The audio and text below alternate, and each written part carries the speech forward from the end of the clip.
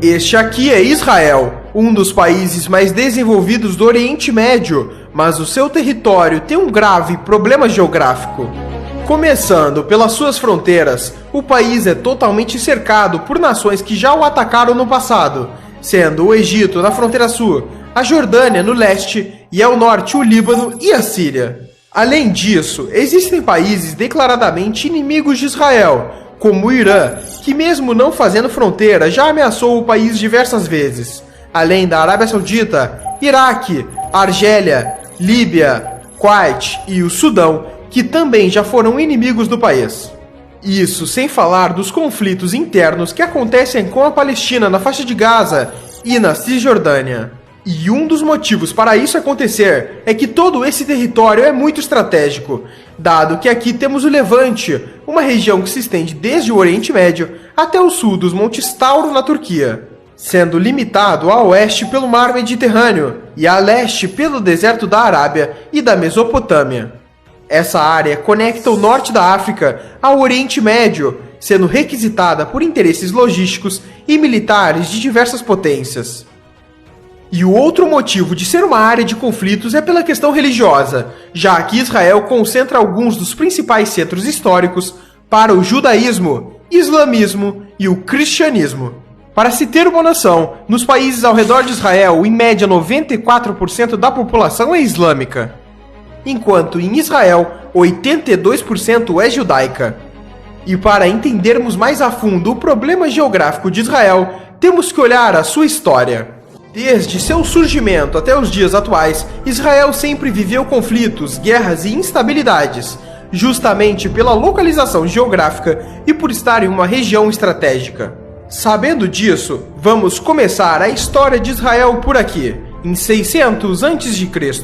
Jerusalém, atual cidade de Israel, ficava no território de Judá e era cercado pelo Egito e pela Babilônia. Mas foi em 586 a.C.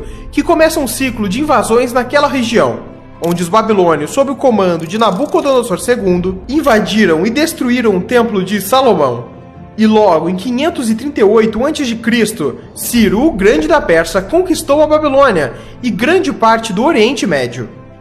Depois dele, por sua vez, com o avançar da Macedônia sobre a região, Alexandre o Grande conquista Jerusalém. E esse ciclo continua, com a atual região de Israel sendo dominada por Roma e outras diversas potências estrangeiras, com destaque para os reinos europeus durante as Cruzadas, que tiveram motivos principalmente religiosos e demarcaram a disputa entre cristãos e muçulmanos, que ocorre até hoje.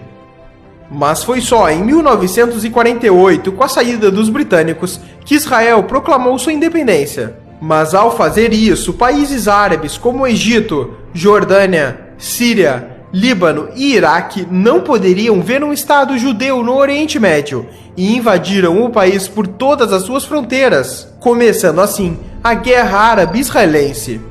E o Estado judeu, mesmo com tantos inimigos, venceu essa guerra, além da Guerra do Sinai em 1956, Guerra dos 6 Dias em 1967, Guerra do Atrito em 1970, além da Guerra do Yom Kippur e tantas outras que ocorreram, com Israel vencendo todas elas. E isso acontece em grande parte pela estratégia israelense de defesa, que por problemas geográficos e por ser um país pequeno e com pouco território, Israel não pode se dar ao luxo de recuar de seus inimigos, já que estaria entregando seu próprio território para os mesmos.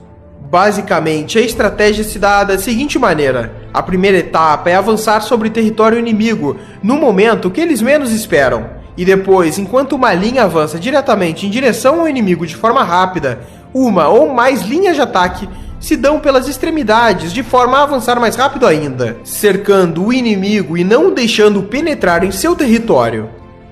Em exemplos históricos, na Guerra dos 6 Dias, Israel estava cercado por inimigos. Então, durante a madrugada do primeiro dia de guerra, 178 caças israelenses levantaram voo e atacaram bases aéreas no interior do Egito, antes que os caças egípcios atacassem no dia seguinte. O mesmo aconteceu com ataques terrestres, dado que no mesmo dia do ataque aéreo, soldados israelenses avançaram contra posições egípcias que estavam entrincheiradas, com investidas diretas e pela retaguarda. O montante dessas guerras e conflitos mostra a instabilidade na região e que hoje, mesmo tendo um decreto de paz entre Israel e países árabes, o país tem que sempre investir na sua defesa, tanto que as forças armadas de Israel são a 20ª maior do mundo. E da sua população de 9 milhões de habitantes, 600 mil são militares. Mas voltando ao território atual de Israel, para entendermos os conflitos internos que persistem até hoje, temos que analisar os pontos fortes e fracos da região. Diferente de países como os Estados Unidos, que possuem ótimas barreiras naturais e poucas fronteiras, Israel sofre nesse sentido, pois tem 3 barreiras naturais problemáticas. Sendo o Sinai, que por ser justamente uma área desértica e pouco habitada, ela dificulta o envio de forças militares até o deserto de Negev. A outra região são os desertos ao sudeste que protegem Negev e chegam até o Mar Vermelho.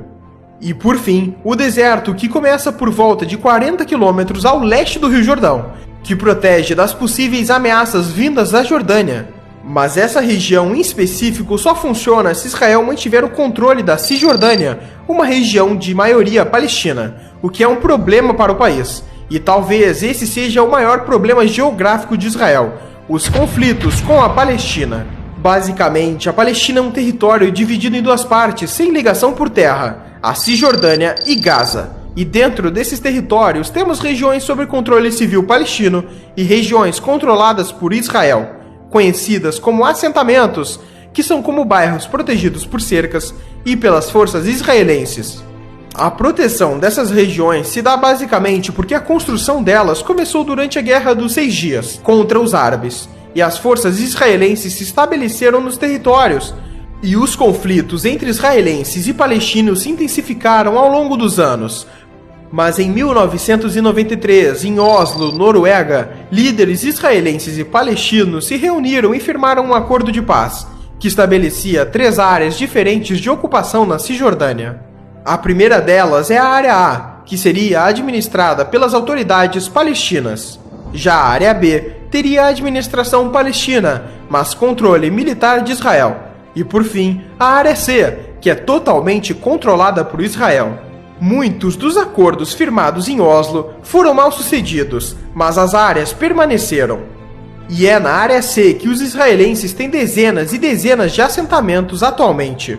Já a faixa de Gaza também é um território preocupante, pois é uma região densamente povoada, onde muitos refugiados palestinos se instalaram. E nela a quantidade e a recorrência de conflitos entre palestinos e israelenses é ainda maior. E foi por esse conjunto de fatores que em 2002 os israelenses começaram a construção de um muro que se estende por todo o território entre Israel e a Cisjordânia. O mesmo aconteceu na cidade de Jerusalém, onde temos um grande muro que ronda todo o território. E falando em Jerusalém, esse é o ponto final. O interesse pela cidade se dá pelos vários lugares religiosos nela. Por exemplo, os principais lugares judeus que se destacam são 2, o Muro das Lamentações e o Monte do Templo. Já para os cristãos, em principal, é a Igreja do Santo Sepulcro, e para os islâmicos, a Cúpula da Rocha. E hoje em dia, a cidade inteira está sob controle de Israel, e as perspectivas para o futuro são que continue assim. Mas as ameaças pela tomada de Jerusalém por parte de países árabes continuam. Os países lutaram pela tomada de Jerusalém durante sua história, e isto pode voltar a acontecer.